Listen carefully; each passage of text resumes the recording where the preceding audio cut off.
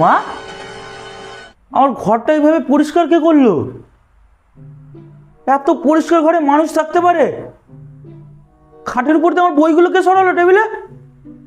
কি আমার গন্ধওয়ালা গেঞ্জিটা এখানে ছিল, আমি গন্ধটা শুকে শুকে ঘুমাতাম, তুমি গেঞ্জিটা... এ বাবা, এত পরিষ্কার বিছনার চাদরে কেউ ঘুমায়? তুমি আমার এত সুন্দর করে কে বিছনার চাদরটা পাততে বলেছিল বল? আর আমার গন্ধওয়ালা তেল ছিটে বালিশটা, আমি গন্ধ শুকে শুকে ঘুমাতাম, তুমি বালিশটা অব্দি সরিয়ে দিয়েছো। ঝুলগুলো তুমি ঝেড়ে ফেলেছো। তুমি জানো এই ঝুলের মধ্যে কত টিকটিকি থাকতো, আমার সাথে কথা বলতো তারা। এত পরিষ্কার ঘরে মানুষ থাকতে পারে না? না, এত পরিষ্কার ঘরে মানুষ থাকতে পারে না। আর তুমি আবার তুমি এই জানলার পর্দাগুলো অব্দি কেচে দিচ্ছ। এ মা, আরে কি করে থাকবো এত পরিষ্কার ঘরেতে?